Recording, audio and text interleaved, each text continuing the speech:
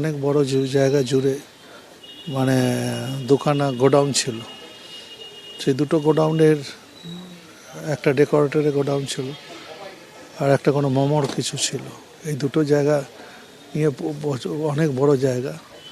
আমরা সকাল থেকে এটা ফলো করছি, সকাল থেকে সব কিছু করছি। ফায়ার অডিট হয় না এটা আমি একবারই বলবো না, ফায়ার অডিট হয়, ফায়ারের এনকোয়ারি হয়, ফায়ারের রিপোর্ট হয়, সবই হয়, কিন্তু মানুষেরও কিছু অসতর্কতা থাকে। এত বড় শহরের মধ্যে অনেক কিছু ঘটনা ঘটায় এবং অনেকে নিজেরা বুঝতে পারে না, নিজেদের লাইফটার জীবনে তারা বুঝতে পারে না, লাইফটার থেকে বেশি ব্যবসাটা মনে করে বড়। আজকেরও যে ঘটনা আমি মনে করি, দেখুন একটা বড় গোডাউন, সেই গোডাউনে ব্যবসা হয়, ডেকোরেটরি ব্যবসা হোক, মোমোর ব্যবসা, আমরা এগুলো খতিয়ে দেখবো সব, কিন্তু ওখানে অত লোক থাকবে কেন রাত্রিবেলা? একটা গোডাউনের মধ্যে অত লোক থাকবে কেন? এগুলো এনকোয়ারি হচ্ছে। ওয়েটল্যান্ডের মধ্যে যদি কারখানা হয়ে থাকে, এটা ফায়ারের সাবজেক্ট না। ফায়ারের সাবজেক্ট হচ্ছে আগুন যেখানে লাগছে সেখানে আগুন নেভানোর কাজ আমাদের। ওয়েটল্যান্ডের জন্যে যদি কোনো কারখানা হয়ে থাকে, ওখানে যারা দেখার দায়িত্ব আছে সেটা তারা দেখবে। যদি এমনি ধরনের ঘটনা কিছু হয়ে থাকে, সেটা আইনগত যা ব্যবস্থা আছে সেটা নেওয়া হবে। 16 ঘন্টা অতিক্রান্ত, এখনো আগুন জ্বলছে আনন্দপুরের নাজিরাবাদের দুটি গোডাউনে। সেখানে দমকলের আধিকারিকরা এখনো কাজ করছে, কিন্তু 7 জনের প্রাণ চলে যাওয়ার পর প্রশ্নটা স্বাভাবিকভাবেই ওঠে, এতগুলো মানুষের প্রাণ চলে যাওয়ার দায় কে নেবে? দায়টা কার? এ নিয়ে যখন প্রশ্ন উঠছে, তার মধ্যে ছবি আপনাদের সামনে রাখবো সরাসরি। এই মুহূর্তে ঘটনাস্থলের কি পরিস্থিতি, সন্দীপ সরকার এবং ঝিলম করঞ্জয় দুই প্রতিনিধি রয়েছেন। আমি প্রথমেই সন্দীপের কাছে যাব। সন্দীপ, এখনো আগুন নিয়ন্ত্রণে আনা যায়নি?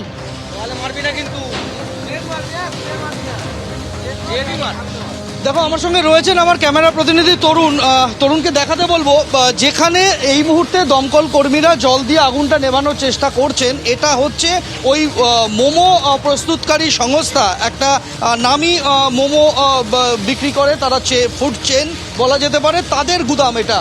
সেই গুদামের এখন 3 জন কর্মচারী নিখোঁজ রয়েছেন, যারা নাইট ডিউটিতে এসেছিলেন গতকাল রাতে। সেই জায়গায় দমকল কর্মীরা আগুন নেভানোর কাজ করে যাচ্ছেন। আমি যেখানে দাঁড়িয়ে রয়েছি একদম ঠিক সেই জায়গা যেখানে এই অগ্নিকাণ্ডের ঘটনা ঘটেছে, তার ভেতরে আমরা এসে পৌঁছাতে পেরেছি। আমার ঠিক ডান দিকে যেটা রয়েছে, এটা হচ্ছে ওই মোমো সংস্থার গুদাম ঘর। আর ঠিক আমার বাঁ দিকে যে ছবিটা দেখলে রীতিমতো শিউরে উঠতে হয়, এটা হচ্ছে সেই গুদাম যেখানে পরপর এখনো পর্যন্ত পাওয়া তথ্য অনুযায়ী 2টি ডেকোরেটর সংস্থার উপকরণ রাখা থাকতো এখানে, এবং সবথেকে বেশি কর্মচারী তাদের এখানেই রাতের বেলা ছিলেন, যারা নিখোঁজ রয়েছেন বলে এখনো পর্যন্ত নথিভুক্ত হয়েছে। মোমো সংস্থায় 3 জন নাইট ডিউটিতে ছিলেন, তারা নিখোঁজ হয়েছেন বলে এখনো পর্যন্ত নথিভুক্ত হয়েছে পুলিশের কাছে। আর এই যে ডেকোরেটর সংস্থার এখানে অন্তত পক্ষে 25 জন নিখোঁজ রয়েছেন, এমনটাই কিন্তু নথিভুক্ত হয়েছে পুলিশের কাছে। অর্থাৎ 25 এবং 3 28 জন এখনো পর্যন্ত নিখোঁজ, সেরকমটাই খবর। তুমি দেখতে পাবে একদিকে সেই মোমো কারখানার যে ছাদ, মোমো কারখানার ছাদ সেটা ভেঙে নেমে এসেছে। ঠিক আমি মাঝের জায়গাতে আমি রয়েছি। আমার ঠিক এই অংশে যে আগুনটা জ্বলছে, এটা হচ্ছে মোমো প্রস্তুতকারী সংস্থার গুদামঘর, এবং সেই গুদামঘরের ছাদ ভেঙে নেমে এসেছে।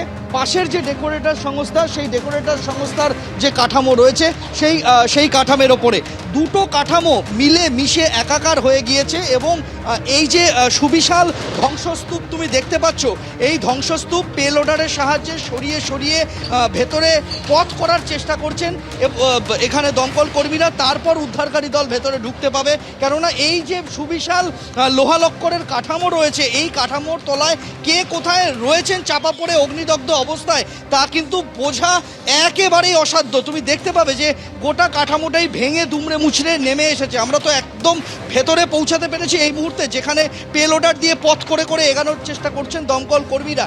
তুমি দেখতে পাবে যে একটা বাড়ি, আমরা দেখে মনে হচ্ছে 1 2 3 তলা একটা বাড়ি সম্ভবত, যে বাড়িটা পুড়ে কালো হয়ে গিয়েছে, দূর থেকে শুধু তার অবয়বটা বোঝা যাচ্ছে। এই বাড়িটা হচ্ছে ডেকোরেটর সংস্থার একটা ওয়ার্কশপ। ওয়ার্কশপ এবং সেখানে এই বাড়িটার মধ্যেই তাদের অফিসও রয়েছে, এই ডেকোরেটর সংস্থার অফিস এবং ওয়ার্কশপ।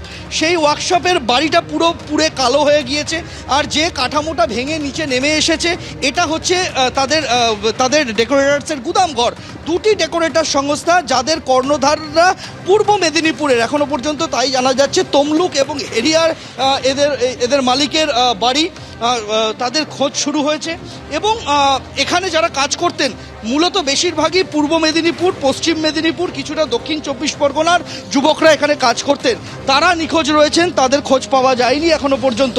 এবং এখন যা পরিস্থিতি তাতে পুরোপুরি আগুন নিয়ন্ত্রণে আসা এবং এই কাঠামো সরানো, তার আগে কিন্তু উদ্ধার কাজ একেবারেই চালানো যাচ্ছে না। এবিপি আনন্দ, এগিয়ে থাকে, এগিয়ে রাখে।